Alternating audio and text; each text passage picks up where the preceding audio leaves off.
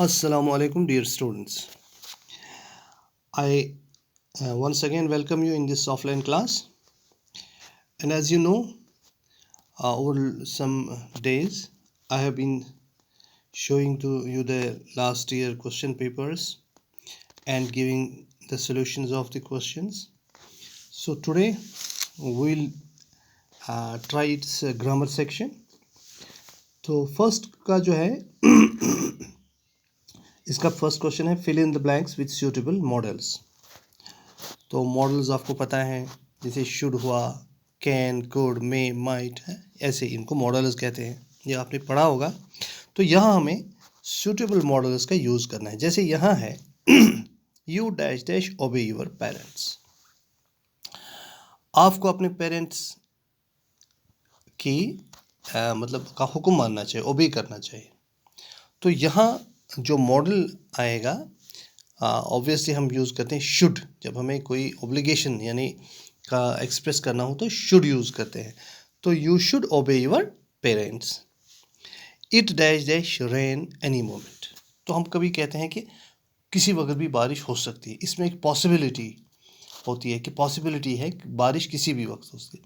सो जब पॉसिबिलिटी का हम यूज़ करते हैं तो हम मे यूज़ करते हैं.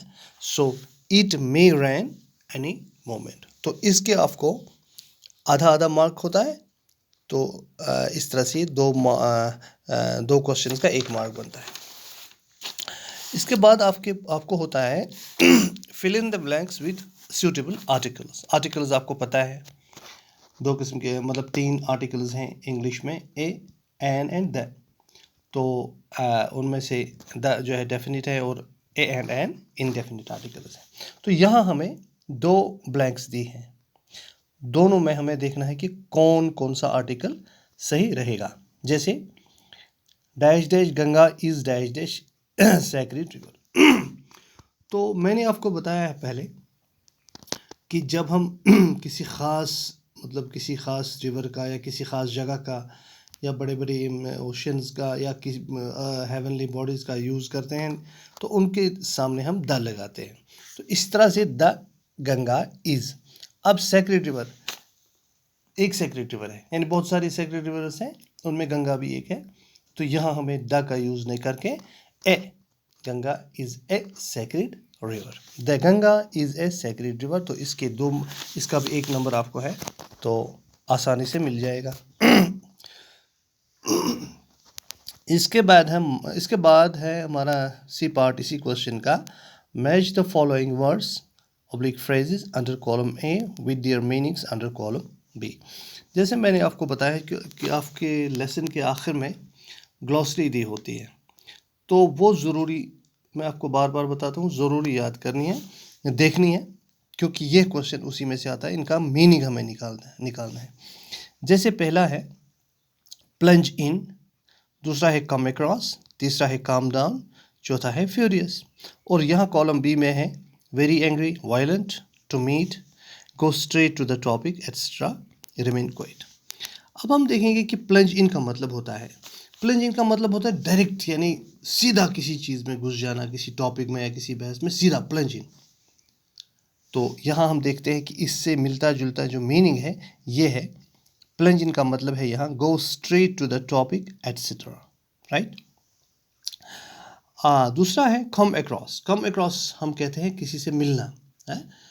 अगर हमें रास्ते में कोई मिलेगा तो हम कहते हैं कि I came across a strange person, यानी एक अजनबी से मैं मिला. तो कम अक्रॉस होता है, इसका यहीं पे है सीधे टू मीट है.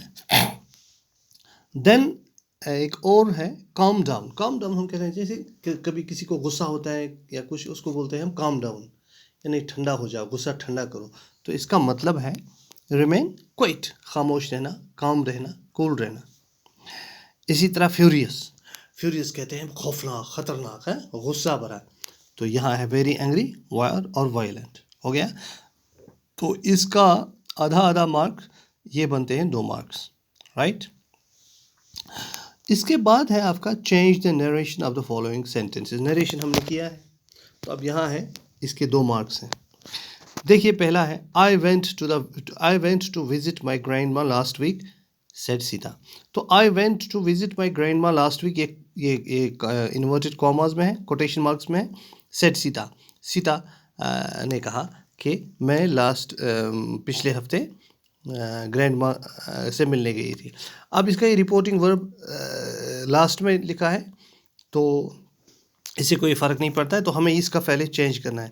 तो ये हम लिखेंगे सीता सेड, इसको ऐसे ही लिखें। दैट, आई के बदले शी, क्योंकि सीता की बात करनी, शी वेंट टू विजिट, अब उसी की ग्रैंड माँ है, her grandma. Last week को हम यूज़ करते हैं previous week, last day, previous day. तो हम इसको यूँ कर सकते हैं, Sita said that she went to visit her grandma previous week. इसी तरह से दूसरा है, he asked me if I had finished my work. ये इनडायरेक्ट में, इसको डायरेक्ट बनाना है। तो ही आस्क्ड में हम लिखते हैं, डायरेक्ट स्पीच में होगा ही सेड टू मी, क्योंकि वहाँ हम पहले ही आस्क यूज़ नहीं करते हैं, हम वहाँ सेड या सेड टू या सेज करते हैं। तो यहाँ हम लिखेंगे he said to me comma, then हम यहाँ करेंगे इन्वर्टेड कॉमा। इफ़ हमें ख़त्म करना है, इसको हमें अब क्वेश्चन बनाना है। तो यहाँ हम क्वेश्चन बनाएंगे, वो हमसे पूछता है have you finished your work. अब जब इंटरव्यू में होगा तो वो पूछेगा मुझसे है कि मैंने क्या अपना काम ख़त्म किया है। तो यहाँ हम करेंगे he said to me have you finished your work, comma close, तो हो गया। इसके भी आपको 2 मार्क्स मिलेंगे।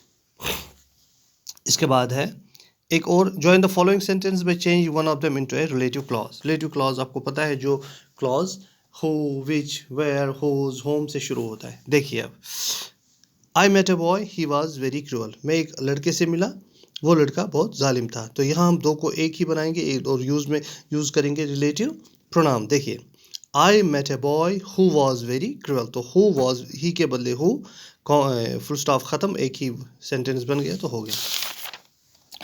Show me the road leads to Punjab. देखिए इसको क्या करेंगे, शो द रोड, दैट और विच, दैट भी कर सकते हैं यूज़, विच भी। Show the road that leads to Punjab, ये द रोड फिर ख़त्म करना है।